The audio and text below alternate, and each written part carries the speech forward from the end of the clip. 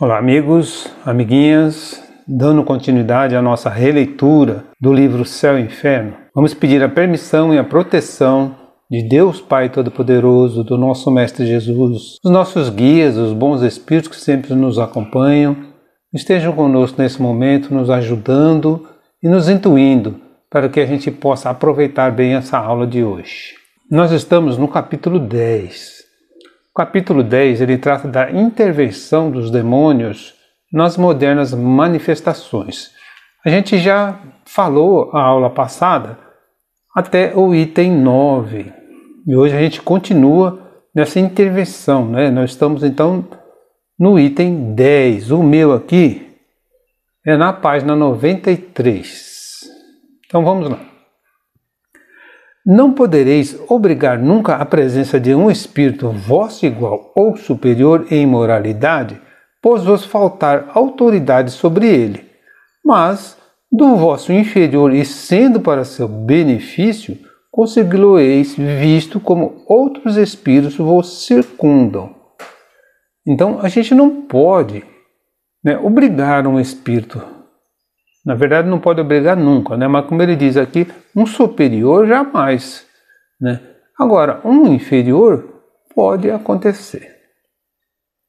Isso está lá no livro dos Médiuns, no capítulo 25. O capítulo 25 ele trata das evocações.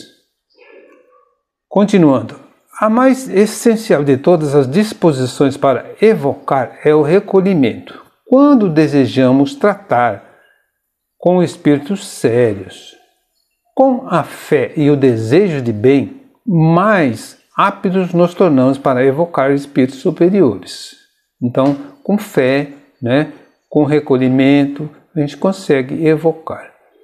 Elevando nossa alma por alguns instantes de concentração, no momento de evocá-los, identificamos-nos com os bons espíritos, predispondo a sua vinda. Isso também está lá no Livro dos Médiuns, capítulo 25. Nenhum objeto, medalha ou talismã tem a propriedade de atrair ou repelir espíritos, pois a matéria, ação alguma exerce sobre eles. Nunca um bom espírito aconselha tais absurdos. A virtude dos talismãs só pode existir na imaginação de pessoas simplórias. Então, amuletos, talismãs, pedras e mais alguma coisa que possa a pessoa querer usar para atrair os espíritos, isso não funciona. Não tem necessidade de nada disso. Como disse no parágrafo anterior, o recolhimento, os bons pensamentos é que faz com que bons espíritos venham, atendam uma evocação. Não há fórmulas sacramentais para evocar espíritos. Quem quer que pretendesse estabelecer uma fórmula poderia ser taxado de usar de charlatanismo, visto que para os espíritos puros a fórmula nada vale. A evocação deve, porém, ser feita sempre em nome de Deus. Então não existe uma forma. A única coisa que exige-se, o Espiritismo exige que essa evocação seja feita em nome de Deus. Isso está lá no capítulo 17 do Livro dos Médiuns. Os espíritos que prefixam entrevistas em lugares lúgubres e horas indevidas são os que se divertem às custas de quem os ouve. É sempre inútil e muitas vezes perigoso ceder a tais sugestões. Inútil porque nada se ganha além de uma mistificação. Perigoso não pelo mal que possa fazer os espíritos, mas pela influência de tais fatos podem exercer sobre cérebros fracos. Então não existe hora marcada para encontrar o espírito, para se evocar o espírito. Principalmente lugares, Sexta-feira à meia-noite, atrás do cemitério ou dentro do cemitério, isso não existe. Como ele diz aqui, essas entrevistas é só espíritos que gostam de se divertir, espíritos zombeteiros que gostam de aproveitar de quem está ou que pode ser influenciado. E como ele diz aqui, o perigo é a influência que pode acontecer no cérebro de pessoas fracas. pessoas que não têm conhecimento. Isso também está no capítulo 25 do Livro dos Médiuns. Não há dias nem horas mais especiais propícios às evocações. Esse dias e horas, gente, não se refere ao Evangelho no lar. O Evangelho no lar, a gente aconselha que seja feito num dia e hora marcado. Mas seria o dia e hora marcado que você esteja calmo, tranquilo, e não os espíritos, né? E aproveitar também que o Evangelho no lar não é uma evocação.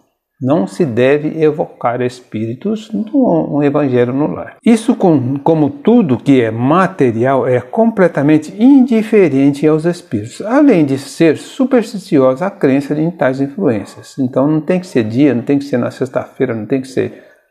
Não, é no dia que você estiver disposto. Os momentos mais favoráveis são aqueles em que o evocador pode abstrair-se melhor das suas preocupações habituais.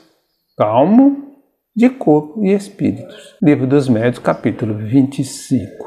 A crítica malévola apraz-se em representar as comunicações espíritas revestidas das práticas ridículas e supersticiosas da magia e da nigromancia. Então aqueles que gostam de criticar, né, são os maléficos, como ele diz aqui, começam a representar as comunicações como fosse necromancia. O meu tem essa palavra necromancia ou necromancia, né? Significa misticismo, feitiçaria, bruxaria. Então, quem quer criticar está juntando ou levando o caso para esse lado do feiticismo, da feitiçaria, da bruxaria, né, do misticismo, da magia.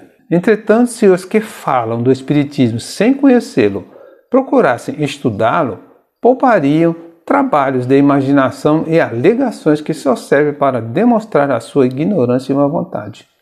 Então esses malévolos, em vez de ficar falando, se procurassem entender e estudar, né, não precisariam usar da imaginação para criar casos, para criar assuntos. Para conhecimento das pessoas estranhas às ciências, diremos que não há hora mais propícia umas que as outras, como não há dias nem lugares para comunicar com os espíritos.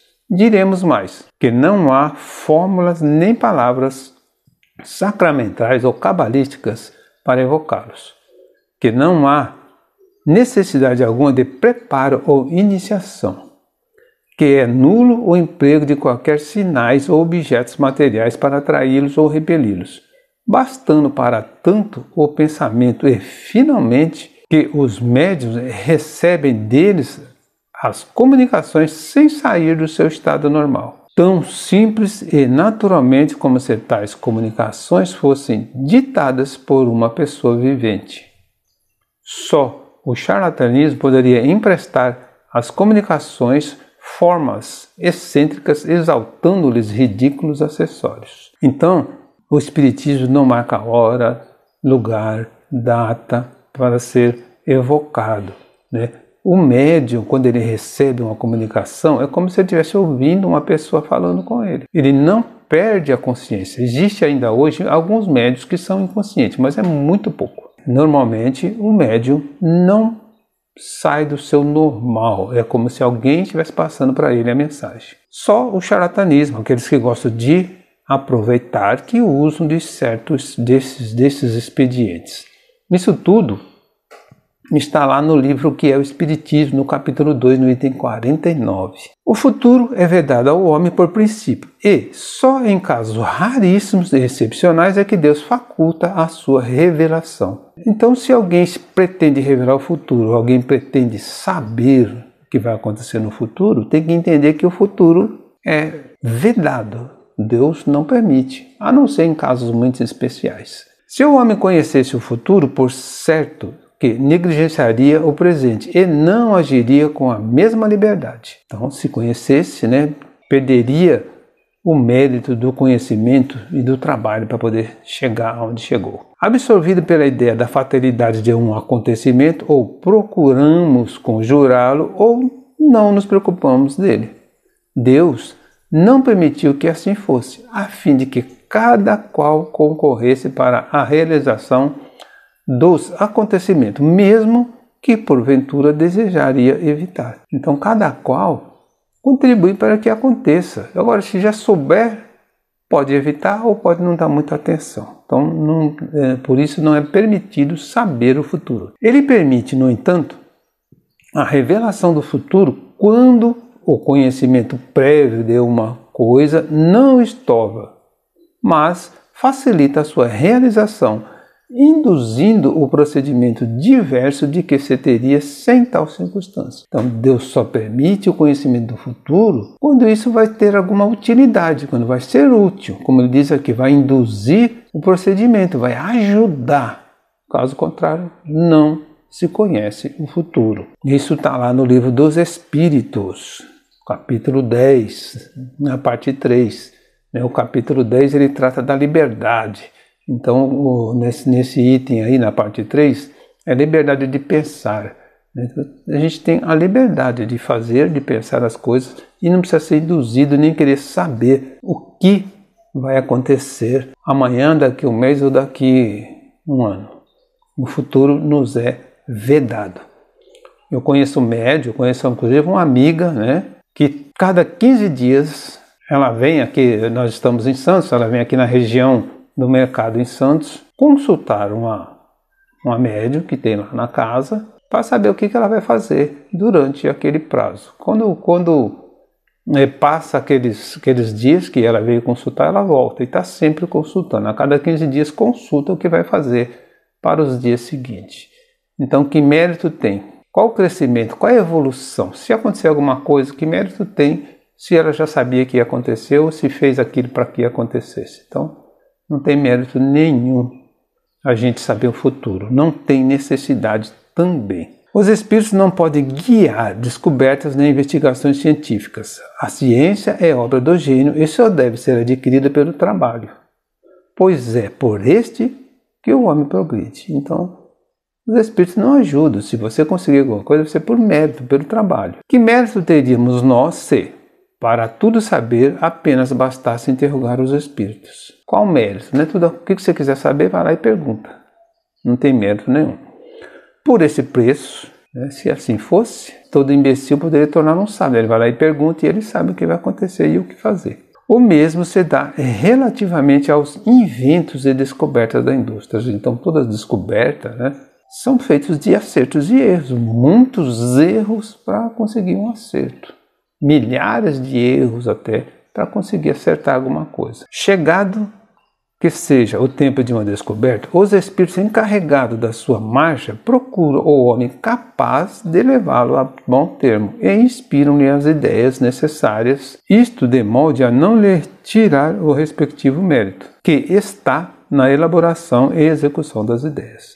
Então, os espíritos encarregados procuram alguém que possa conseguir, que tenha condições de fazer aquilo, e eles vão dando sugestões, mas sem fazer com que tire o mérito da procura, da descoberta, do todo o trabalho que tem em cima daquilo. Assim tem sido com todos os grandes trabalhos da inteligência humana. Os espíritos deixam cada indivíduo na sua esfera. Do homem apto apenas para lavrar a terra, não fazem depositários dos segredos de Deus, mas sabem arrancar da obscuridade aquele que se mostra capaz de secundar-lhes os desígnios. Então os espíritos não vão passar uma informação para uma pessoa que é apta só a trabalhar com a terra. Porém, se tem alguém que tenha condições de entender aquilo, essa informação é dada sutilmente para que ele tenha o mérito do conhecimento da descoberta. Não vos deixeis, por conseguinte, dominar pela ambição e pela curiosidade em terreno alheio ao espiritismo, que tais fitos não têm, pois com eles só conseguireis as mais ridículas mistificações. Então o que ele está dizendo aqui é que não se devem deixar levar pela ambição, pela curiosidade, e entrar num terreno que não está dentro do espiritismo. E aí você vai ter problemas, as mais ridículas mistificações, como ele diz aqui. Isso também está no livro dos Médiuns, capítulo 26. O capítulo 26 ele trata das perguntas, né, das interrogações que devemos fazer aos espíritos. Então você vai fazer alguma pergunta de curiosidade, né, de ambição, isso está errado. Os espíritos não podem concorrer para a descoberta de tesouros ocultos. Os superiores não se ocupam de tais coisas e só os zombeteiros podem entreter-se com elas, já indicando tesouros que o mais das vezes não existem, apontando sítios diametralmente opostos àqueles em que realmente existe. Esta circunstância tem, contudo, uma utilidade, qual a de mostrar que a verdadeira fortuna reside no trabalho. Então, o espírito não vai mostrar tesouro escondido em lugar nenhum. A gente tem que trabalhar para conseguir ter alguma coisa. Quando a providência tem destinado a alguém quaisquer riquezas ocultas, esse alguém as encontrará naturalmente. Do contrário, não, nunca.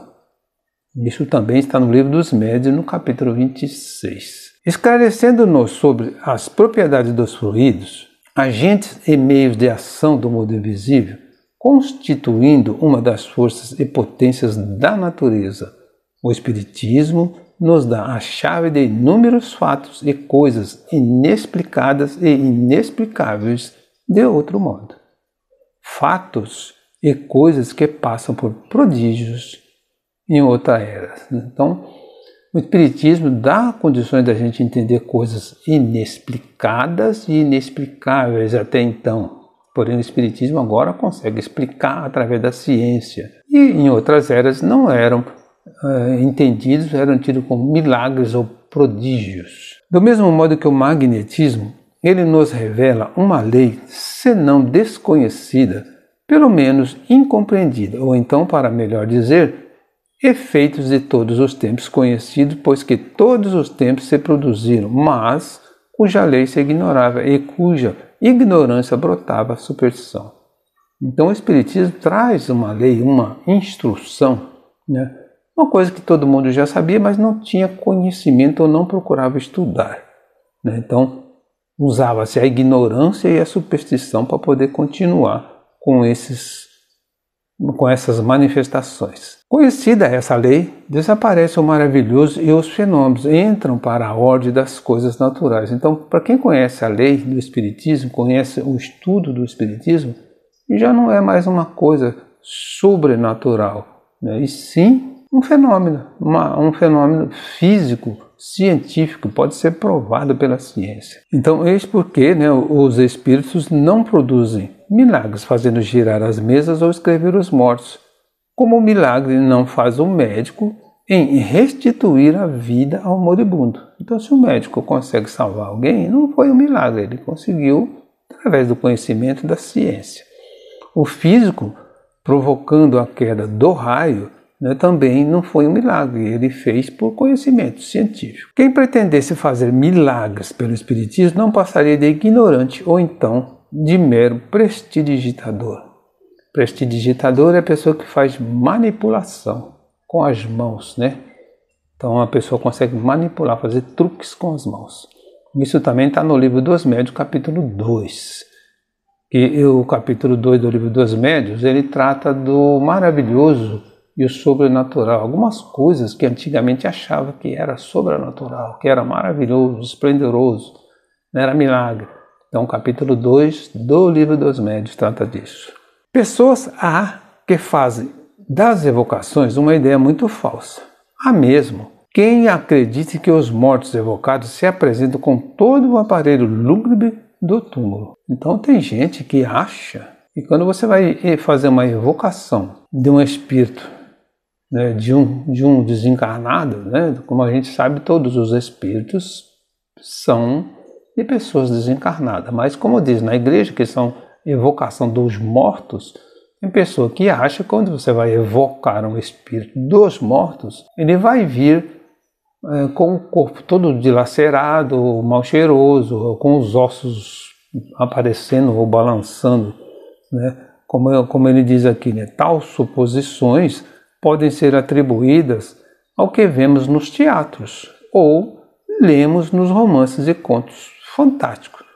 onde os mortos aparecem amortalhados com o chocalhar dos ossos. Então, para quem gosta de ler romances, né, tem que entender que tem aquela parte que é para fazer o drama, para provocar o romance, mas nada tem a ver com o espiritismo. O espiritismo, que nunca fez milagre, também não faz esse, pois que jamais fez reviver um corpo morto. Então o espiritismo não faz milagre, não vai fazer reviver um corpo morto. O espírito fluídico, inteligente, esse não baixa a campa com o grosseiro invólucro, que lá fica definitivamente.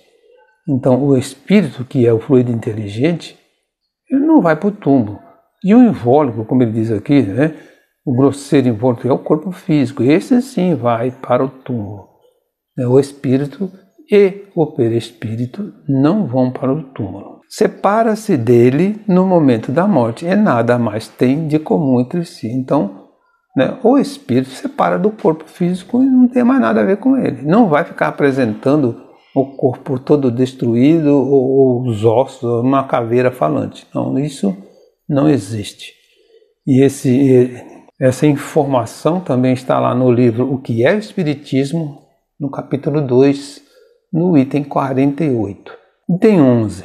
Ampliamos estas citações para mostrar que os princípios do Espiritismo não têm relação alguma com a magia. Então, os princípios do Espiritismo não têm nada a ver com magia, com feitiçaria. Assim, nem espíritos às ordens dos homens, nem meios de os constranger, nem sinais ou fórmulas cabalísticas, nem descobertas de tesouro, nem processos para enriquecer, e tampouco milagres ou prodígios, adivinhações e aparições fantásticas. O Espiritismo não tem nada disso. Nada, enfim, do que constitui o fim e os elementos essenciais da magia. Então não tem nada a ver com a magia, isso é magia. E na magia a gente sabe que é charlatanismo, é ilusão. O Espiritismo não só reprova tais coisas, como demonstra a impossibilidade e ineficácia delas. Não há, afirmamos-lhe ainda uma vez, analogia alguma entre os processos e fins da magia e os do Espiritismo. Então não existe nenhuma analogia, não existe nada igual. Então só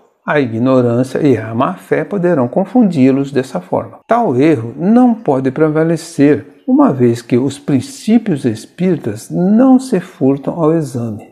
E aí estão formulados inequivocamente e claramente para todos. Então os princípios do Espiritismo, né, são formulados pelo livro dos Espíritos, livro dos Médiuns, não tem nada a ver com magia, né? Então quem acha que é assim, a pessoa está agindo de má fé, com ignorância, para poder querer confundir. Quanto às curas, reconhecidas como reais na pastoral pré-citada, o exemplo está mal selecionado como meio de evitar relações com o Espiritismo. Então na pastoral, a gente fala dessa pastoral, né? Um concílio que teve aí 1500 e pouco, a gente já citou isso nos capítulos passados, onde a cúpula da igreja colocou certas informações, inclusive essa com relação ao Espiritismo. Então, como ele diz aqui, o Espiritismo praticava curas, né? Então o exemplo que eles colocaram lá para discutir não era bem, né? Como ele diz aqui, quantas curas reconhecidas como reais na pastoral pré-citada, o exemplo está mal selecionado. Então não escolheram um bom exemplo para falar. Efetivamente, essas curas são outros tantos benefícios que levam à gratidão e que todos podem experimentar. Então a cura do Espiritismo todo mundo pode experimentar, e são benefícios, não são coisas más. Pouca gente estará disposta a renunciar a elas, normalmente depois de haver esgotado outros recursos antes de recorrer ao diabo. Então a igreja dizia que quem recorria a essas curas estava recorrendo ao diabo. Mas se a pessoa já esgotou os recursos que tinha, que a igreja colocava à sua disposição e não conseguiu, aí sim ele ia procurar esse tipo de cura. E aí Kardec completa: depois, se o diabo cura, força é confessar que faz uma boa e meritória ação. Então se o diabo está curando, ele não é diabo, não pode ser o diabo, né? O meu aqui tem uma nota número 1. Na nota número 1 ela diz o seguinte: querendo persuadir as pessoas curadas pelo espiritismo que fora pelo diabo, a igreja queria persuadir. Grande número delas se há separado da igreja sem que jamais pensassem em fazê-lo. São pessoas que não pensavam em sair da igreja, mas aí foi curado e a igreja vem dizer que foi o diabo e a pessoa acabava se afastando então da igreja. No item 12, quais são os agentes secretos de tais fenômenos, os verdadeiros autores dessas cenas inexplicáveis? Então, quais são os agentes desses fenômenos, dessas curas, né? Os anjos, esses não aceitariam papéis indignos, como também não se prestariam aos caprichos de todas da curiosidade. Então a igreja diz que os anjos não aceitariam isso, seria um papel indigno, né, se apresentar e se prestar aí à curiosidade de todos. O autor quer falar das manifestações físicas dos espíritos, no número das quais algumas evidentemente pouco dignas de espíritos superiores. Então o autor, né, desse concílio, ele está querendo falar aí de algumas manifestações, né? Mas são algumas manifestações, como ele diz aqui, que o próprio espiritismo diz que seria pouco digna de espíritos superiores. Então, continuando, nós lhe pediremos, contudo, que substitua o vocábulo anjo pelo de espírito puro ou espírito superior, pois que assim teremos exatamente o que diz o espiritismo. Indignas, porém, dos bons, não se pode considerar uma multidão de comunicações dadas pela escrita, pela palavra, pela audição, etc., pois que tais comunicações seriam e são dignas dos homens mais eminentes da Terra. Então o Espiritismo diz que essas comunicações são dignas, né? São escritas e faladas, né? E são dignas. Então, se você trocar o vocábulo anjo por espírito, então a igreja poderia aceitar. Ou mesmo poderemos dizer quanto às curas, aparições e um sem número de fatos que os livros santos citam em profusão como obra de anjos ou de santos. Então, o Kardec está dizendo que ele poderia citar, mesmo falar a mesma coisa contra as obras que os livros santos, os livros, né, colocam como são fatos feitos pelos anjos. Se, pois, os anjos e os santos produziram outrora fenômenos semelhantes, por que não o produzirão hoje? Então, se eles acreditavam que antigamente os anjos produziam esses fenômenos, por que agora não acreditam e dizem que é coisa do diabo? Porque seriam idênticos fatos julgados bruxaria nas mãos de uns, enquanto nas mãos de outros se reputaram santos milagres. Então, antigamente era milagre, agora está sendo tratado como bruxaria. Então, continua Kardec aqui, sustentar semelhante tese é abdicar toda a lógica. Então, foge da lógica o que eles estão dizendo. Então, o autor da pastoral labora em erro quando afirma que tais fenômenos são inexplicáveis. Então, ele também, né, diz que os fenômenos são inexplicáveis. O que se dá é justamente o contrário, isto é, hoje esses fenômenos são perfeitamente explicados, tanto que se não consideram mais como maravilhosos e sobrenaturais. Então os fenômenos hoje não são mais fenômenos, não são mais sobrenaturais, não são mais milagres, são explicados. Dado, porém, de barato que assim não fora, tão lógico seria atribuí-los ao diabo, quanto era lógico, noutros tempos, dar a estes a honra de todos os fenômenos naturais, cuja causa então se desconhecia. Então, se antes se desconhecia a causa, ele falava que era anjo. Então, hoje tem que dizer que é anjo também. Ou então, antes deveria dizer que era do diabo, porque também não se conhecia a causa. Por papéis indignos, devemos entender os que visam o mal e o ridículo, a menos que queiramos qualificar de tal a obra salutar dos bons espíritos que promovem o bem, encaminhando os homens para Deus pela virtude. Se quer colocar uma coisa como mal, né, como é que está sendo encaminhado os homens para Deus? e pela virtude. Ora, o Espiritismo diz expressamente que os papéis indignos não cabem aos espíritos superiores, como se infere os seguintes preceitos. Então, o próprio Espiritismo diz que os espíritos superiores não fazem coisas indignas. Terminamos aqui a nossa aula de hoje. Agradeço a todos pela atenção. Gostaria de pedir mais uma vez que quem ainda não se inscreveu, que se inscreva lá no nosso canal. É só clicar no botãozinho lá que está escrito inscrever-se ou inscrição. Que Jesus abençoe a todos.